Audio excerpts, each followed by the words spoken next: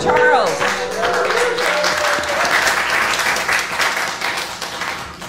Good morning, everybody. I'm going to stand. You don't mind if I stand? First and foremost, I want to thank Erica and everybody that worked hard to put this incredible event together. For me, myself, it was important to come to get to know each and every one of you, to hear your stories of motivation and inspiration. So when Erica asked me to share my story, I thought, of course. But then I began to think, how should I share my story? Because all of us have a story. We're all connected in here some type of way through colon cancer. So my story is that of a glow stick, and I'll get to that in a moment. Back in November of 2014, I was diagnosed with stage 4 colon cancer at the age of 32. A couple of months before that, I was on the golf course doing what I love to do, playing golf. I was having an outstanding round, by the way.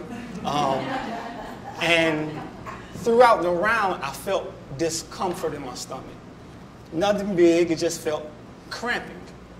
So for me, I remember growing up, my mom, when she used to have gas, which I thought I had, she would go buy some Zantac. So on the way home from the golf course, I stopped by the store and I got some Zantac. Got home, I took it, released some gas, you know, and I started to feel a little better. About a week later, I was at home by myself, my wife was going to work, my kids were going to school. That cramping feeling started to feel like a stabbing, like somebody was hitting me in the stomach with an ice pick. Like very sharp, intense pain in my lower left abdomen. So for a minute, I thought, that's not normal. So being a man, I didn't say anything. I got up, I went downstairs to fix some breakfast.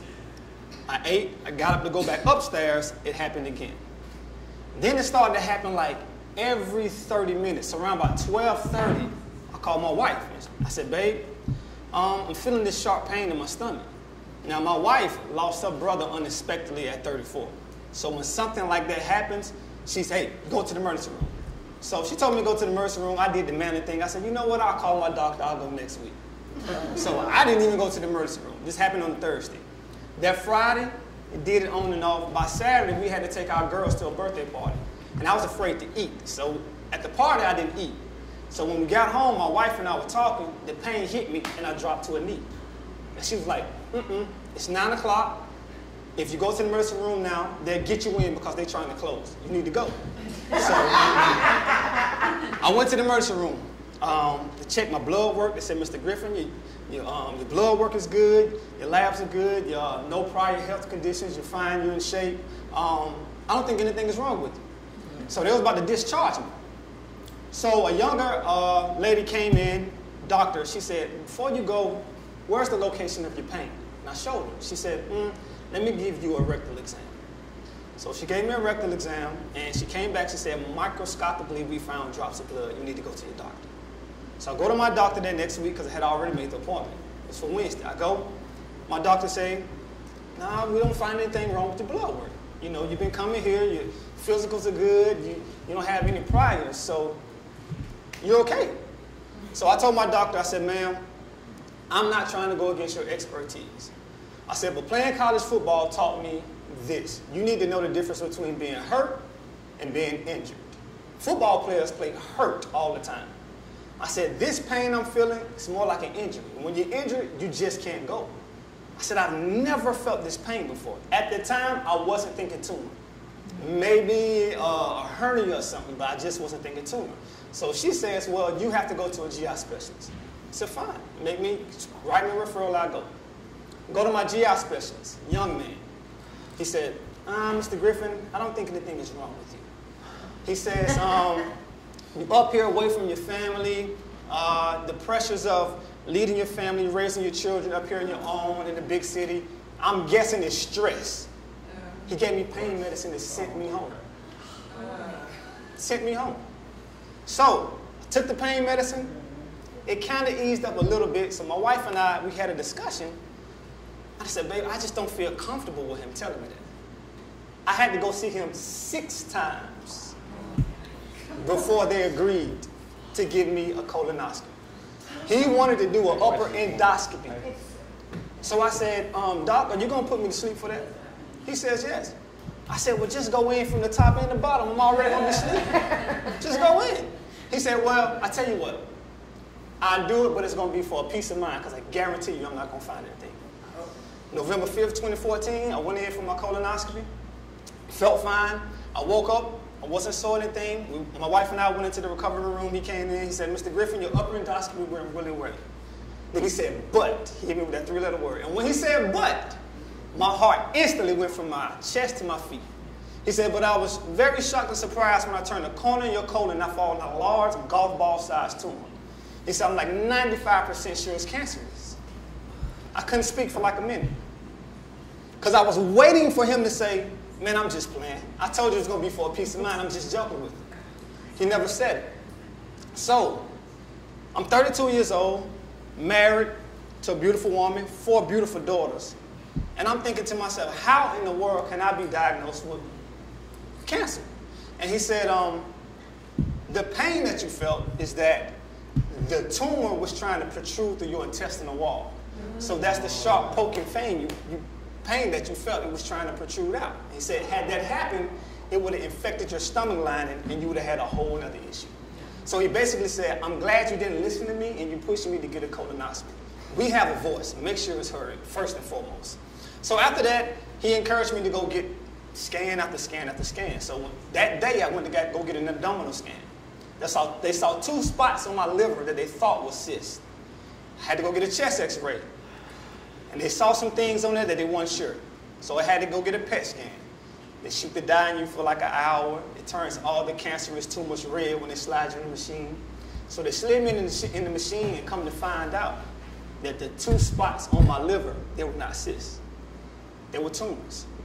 Not only that, several spots in my lungs, automatically stage 4. Just like that.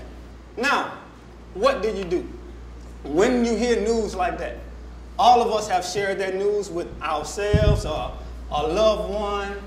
You're in your darkest moment. It's frustration, it's fear, it's anger, it's confusion, all of that. And me, being the person that I am, I was embarrassed. I was going to hide in my diagnosis. Just share it with my family, maybe my church members and my closest friends.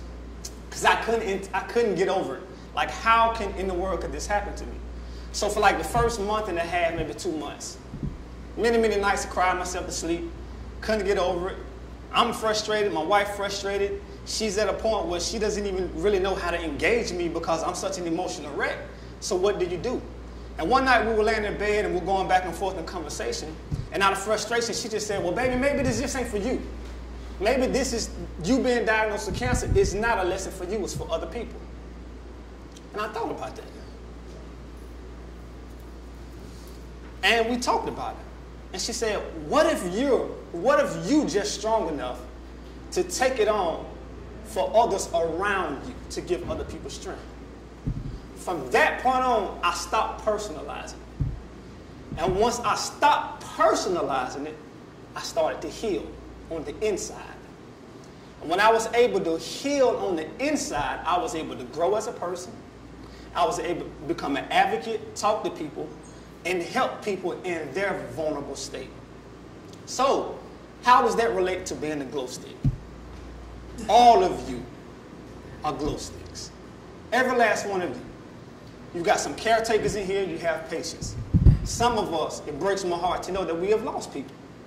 You're in your darkest moment when somebody closest to you, they don't know how to cope with something. They're crying. What do you tell them? They don't know how to move forward. You don't know how to console them because at the same time, Betsy, you know you're not going through it, but your sister's going through it. You're an excellent caretaker though. She needs you. Patience in here. We're all frustrated. What do? I got 4 daughters.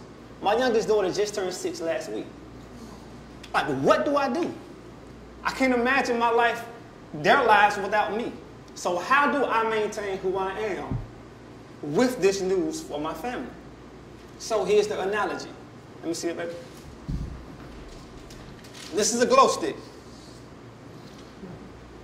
When you hear the news that you have cancer or you're a caretaker, all of us are in this state right here. But in order for this to work, hear that? You got to be broken. All of us have been broken. And notice this, I'm breaking it a lot. It takes a lot. You're going to have to be broken again and again and again.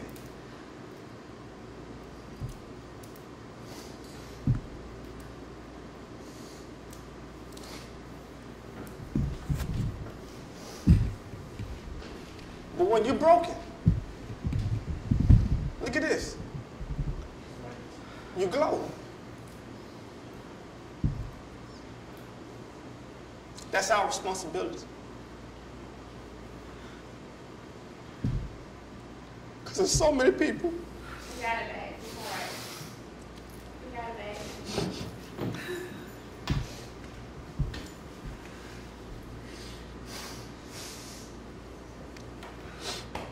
Keep going. Beautiful. Excuse me. There's so many people. They in the dark. They in the dark. They are relying on us in our broken states to shine. And when we shine, you tell your story. Sarah, you tell your story. You talk about Pam. Robin, you tell yours. Everybody. When you tell your story, you illuminate. Because there's so many patients in COLONTOWN. They're in the darkened state and they're not glowing. And they don't know how to get out. They can't. They're frustrated. They're angry. They're scared. They don't know. So why is COLONTOWN so important? Because Erica, she started shining years ago.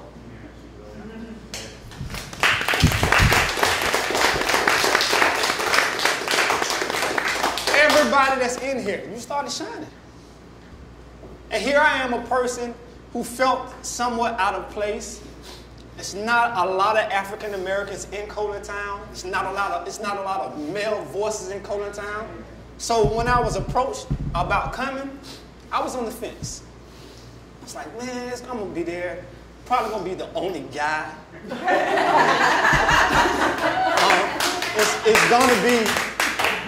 It's gonna be people that I don't know. I don't want to be in there quiet to myself. But I'm so glad that I came. Because I see so many glowing individuals. We don't understand sometimes the power that we have. See how many times I crack this? First you hear the news, that's a break. After I got diagnosed, I had the surgery. They took a foot of my intestines out. Once they put the port in, I got a blood clot in my neck. On the week of my birthday. So I had to spend the week of my birthday in the hospital for like 4 days. By myself. They ain't allow anybody to stay with me. I had to stay there by myself. That was another crack. Allowing myself to be broken and understanding that allowed me to shine, not only for myself, but for my wife and my children. When I was on Zolota, there was a time where I had severe mouth sores. I didn't eat a meal comfortably for about 6 months. Every day for 6 months, when I brush my teeth, my sink will be filled with toothpaste, blood, and tears. And my daughter, one day, my youngest daughter, she came in and she saw me crying. She ran, Mom, I think Daddy had a nightmare. Every time they catch me crying, they run to go get my wife, right? So they come in, they see me crying, and I tell them to come in, I embrace it. And I told them, I said, there are going to be times you see Daddy cry. There's going to be times you see Daddy happy. There's going to be times you see Daddy sad. There's going to be times you see Daddy mad. One thing you'll never see your dad do is quit. I said, because I called all of them in and I said, because you being women of color, there's going to be a time when you go out in this world, it's going to chew you up and it's going to spit you out. And this is just not women of color, but my children are women of color. But this is for life would chew you up and spit you out. What do? There's going to be times when you want to cry. Cry. But cry and keep moving. Don't cry and quit. There's going to be times that you're going to get mad. Get mad. But get mad and keep moving. Don't quit. Because when you allow yourself to be broken and you allow yourself to learn from it, this is what you start doing. And we all have this responsibility. Remember, we all share something in this life, in this room together. And that's the dash between our birth date and our death date. You're gonna, as a screenwriter, I have a rule of thumb when I'm writing screenplays. That is, that my characters, action defines character, not what you say. I have to write what the characters do, not what they say. We're gonna be remember by what we do, and that's that dash. What is your dash like? Is your dash gonna remember by you being a glow stick and glowing in the state that you're supposed to be in? Or are you gonna hide in your diagnosis and your caretaker responsibility, be grumpy about it, and not allow God to use you? We are strong people in this room. All of us had to be broken to see it. All of us. So, continue to do what you're doing. All of you are glowing. I see it. I needed it. I'm so happy that I came here this weekend. I apologize for tearing up. My goal was to not to cry, but when it's coming from the heart and you lived it, sometimes you can't help it.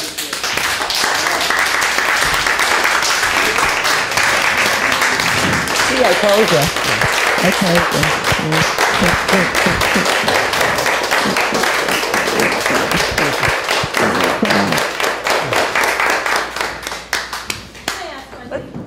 She was recording it. Can you put it up on COLONTOwn? I think everybody else is going to see it. Yes. Yes.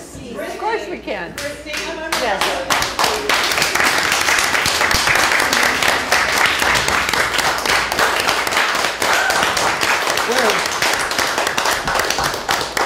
We thought we would take a quick 5-minute break.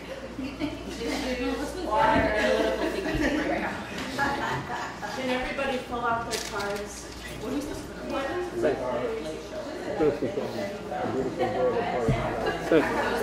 Brittany.